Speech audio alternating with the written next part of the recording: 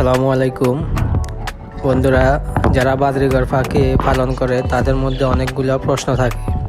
সেই প্রশ্নগুলোর মধ্যে একটা হলো বাদরিঘর ফাঁকির হাঁড়িতে কি দিতে হয়, বা হাঁড়ির মধ্যে কিছু দেওয়া লাগে নাকি, বা হাঁড়ির মধ্যে কি দিলে বাদরিঘর ফাঁকি ডিম দিবে বা ডিম ভালো থাকবে।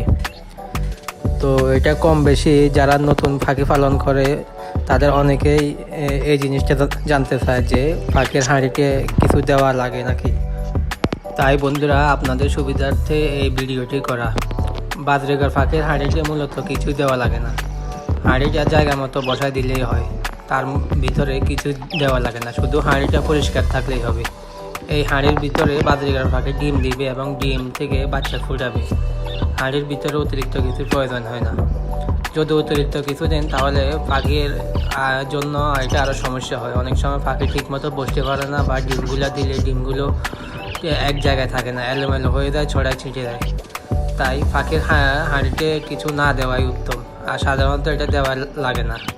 বাদরিঘর ফাঁকের হাঁড়ি এরকম ফাঁকা থাকবে, আর এই ফাঁকা অবস্থায় পাখি ডিম দিবে এবং ডিম থেকে বাচ্চা দিবে। আশা করি যাদের মনে এই প্রশ্নটা ছিল তারা আশা করি উত্তরটা পেয়ে গেছেন। ধন্যবাদ সবাইকে কষ্ট করে ভিডিওটা দেখার জন্য। আর যদি আপনাদের মনে প্রশ্ন থাকে অবশ্যই কমেন্টস করবেন।